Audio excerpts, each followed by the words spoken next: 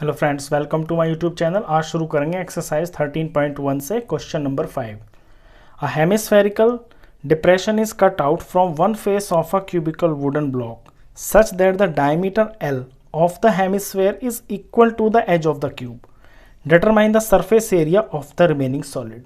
Question में कहा है कि किसी क्यूब के एक फेस में से एक हेमिस्फेरिकल डिप्रेशन काट दिया गया है और फिर जो सॉलिड बच गया उसका आपको सरफेस एरिया निकालना है। फॉर एग्जांपल, ये एक क्यूब है, इस क्यूब के 6 फेस होते हैं। इसके एक फेस में ऐसे यहाँ पे इसके अंदर हेमिस्फेरिकल गड्ढा कर दिया गया। डिप्रेशन का मतलब है गड्ढा। अगर आप इसे सामने से देखेंगे ना क्यूब को, तो ये आपको ऐसे दिखाई देगा, ये गड्ढा है। और ये जो हेमिस्फेरिकल पार्ट है ना, इसका जो डायमीटर है वो एल के बराबर है। और इसी चीज़ को जब आप टॉप से देखेंगे तो ये आपको ऐसे दिखाई देगा, टॉप व्यू, कि ये हेमिस्फेरिकल गड्ढा किया जा रहा है और ये ऊपर ऊपर ये सर्कल बन गया, अंदर गड्ढा है ये। तो अब आप इमेजिन कर सकते हैं अपने दिमाग में कि किस तरह की फिगर होगी, वो सॉलिड किस तरह का होगा। इसका सरफेस एरिया बताना है कि अब कितना बच गया। तो थोड़ा ध्यान लगाते हैं। देखिए, सरफेस एरिया निकालने के लिए हम ये देखेंगे कि कहाँ कहाँ पे सरफेस है। फॉर एग्जाम्पल, हम कहाँ कहाँ पे रंग कर सकते हैं। अब मान के चलिए, आपको पता है कि क्यूब के अंदर 6 फेस होते हैं और हर फेस का जो एरिया होता है वो साइड इंटू साइड होता है। तो 6 साइड इंटू साइड से इसके 6 फेस का एरिया निकल जाएगा, जिसके अंदर ये सर्कल भी आ जाएगा। लेकिन ये जो सर्कल है ये आपको हटाना पड़ेगा।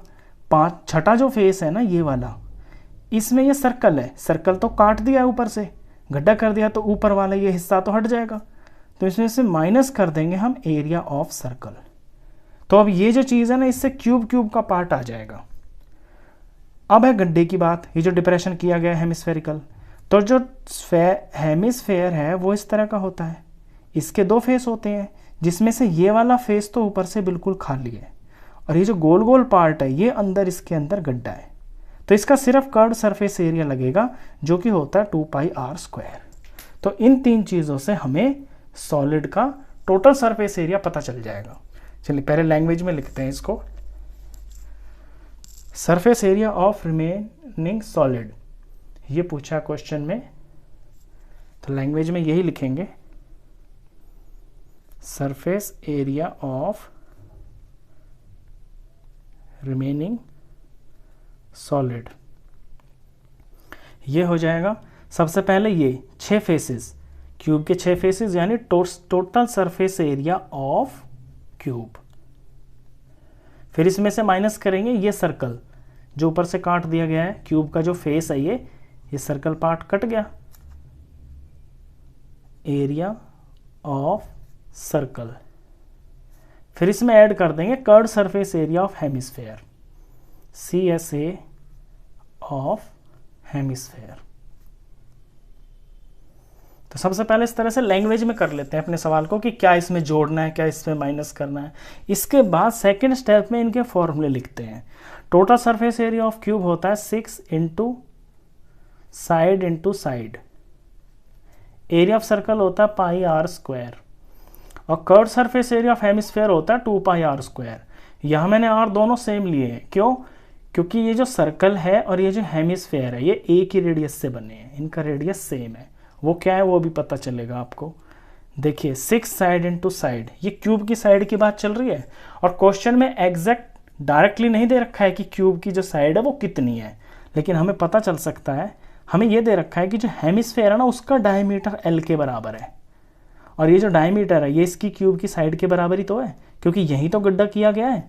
तो ये जब सर्कल बना है तो ये इसका डायमीटर है और डायमीटर इसकी साइड के बराबर है। तो जो साइड ऑफ क्यूब होगी इसके अंदर वो L होगी।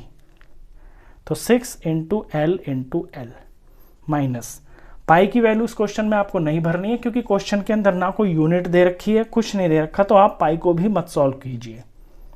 पाई का पाई। अब रेडियस ऑफ सर्कल कितना हो जाएगा? सर्कल का डायमीटर दे रखा है L के बराबर, तो रेडियस कितना हो जाएगा? L का हाफ हो जाएगा, यानी L/2।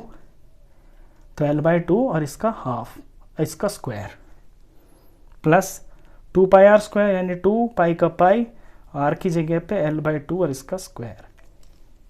अब इसे सॉल्व करते हैं तो ये हो गया 6l का स्क्वायर माइनस यहाँ पे